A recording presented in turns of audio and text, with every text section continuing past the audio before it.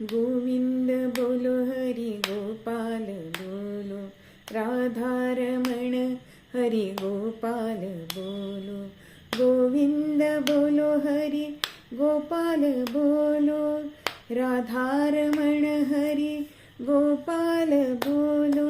गोविंद बोलो हरि गोपाल बोलो, राधारमण हरि गोपाल बोलो।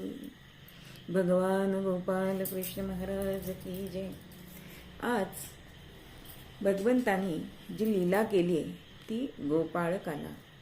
कृष्णाचा एक पेंद्या नावाचा मित्र बोबडा होता आणि त्याच्या बरोबर शिदोरी जी दिलेली होती ना, ती शिदोरी मात्र शिळी भाकरी होती आणि कृष्णाची शिदोरी छान असायची आणि म्हणून तो म्हणतो की मला आई काही छान शिदोरी देत नाही, पण तुझी मात्र शिदोरी छान असते।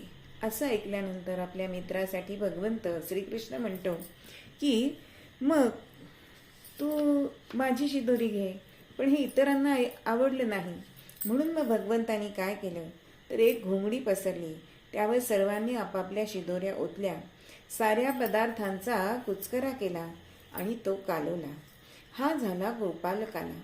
हा पूर्वीचा गोपालकाला जो भगवंतानी केलाय तो। आज मात्र दहीहंडी हा गोपालकाल्याला केली जाते।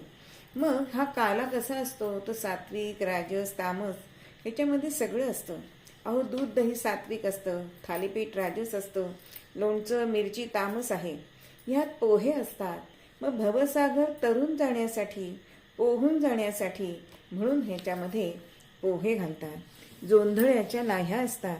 जोंधळा हा जड आहे, त्याप्रमाणे आपला हा देह जड आहे, म्हणून जशी जोंधळा पाण्यात भिजवतात, मग भिजत टाकतात, त्याला अग्नीने फुलवतात व नंतर त्याची लाही करतात, तसं आपलं हे जीवन जड जीवन आहे, त्याला भक्तिरसात भिजवायचं आहे आणि ज्ञानाग्नीने फुलवून त्याला पवित्र करायचं आहे, त्याची लाही करायची आहे आणि ती भगवंताला द्यायची।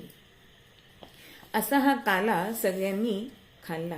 तेव्हा मंडलाकार अशी पंगत भगवंतानी केली, कारण सगळ्यांनाच भगवंताचं मुख पाहायचं होतं आणि असा हा काला अत्यंत भाग्याने मिळतो बरं का।